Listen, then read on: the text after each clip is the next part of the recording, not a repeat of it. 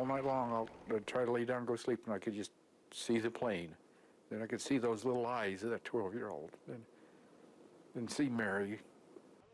More stories of her heroism as the investigation continues into a horrific small plane crash.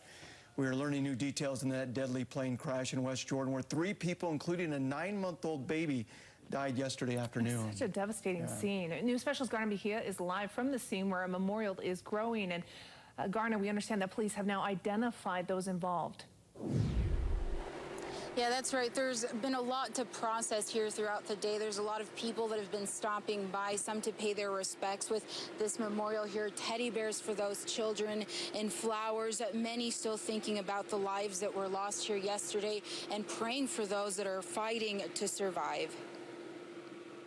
Okay, it's just like a nightmare that you would never want to have. A nightmare Cindy and Fred Waldron are still living through as they wait for news on their friend, 72-year-old Mary Quintana. She was badly burned.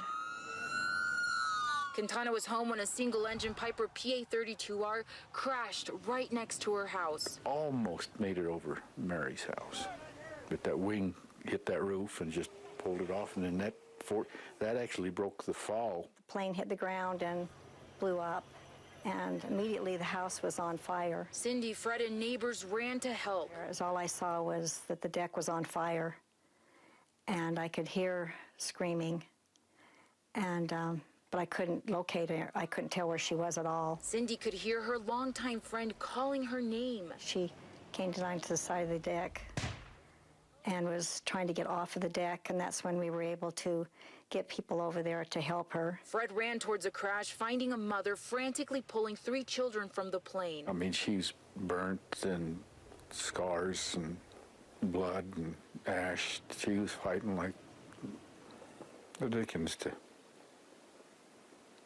get her kids out of there. The children included 9-month-old Coral Wyckoff, who died. The mother handed me this little bundle. Then they rescued 2-year-old Cody Mitchell with severe burns, then 12-year-old Vita Shepard, who miraculously walked away from the crash. 12-year-old. I looked and I saw she was sitting in the back of the pilot's seat. Her eyes were just big as dollars, just stunned looking, and I still see that image. Fred says other men cut through the seatbelt of 43-year-old Lee Wyckoff, the pilot, to get him out. Then Fred ran to help Cindy. We was afraid that the house was going to fall and knock her and get her and Mary's. Inside the plane, first responders found the body of 36-year-old Milda Shabanis. She must have been on the 3rd row back. As the investigation continues, the Waldrons pray for their friend. Wishing, hoping the best for Mary. Just such a heart-wrenching account that the Waldrons shared with us. You guys, if you look at this backyard, that plane is gone just 30 minutes ago. I don't know if you remember, but they were loading it up, taking it away. We're hearing that the NTSB is continuing their investigation, hoping to get some updates from them. We're also hearing from Mary's family. They are here. They said there were very few items that they were able to salvage. But for now, we'll send it back to you. We are, however, before I forget, hearing that there is going to be a GoFundMe account to kind of help the families through this tragedy.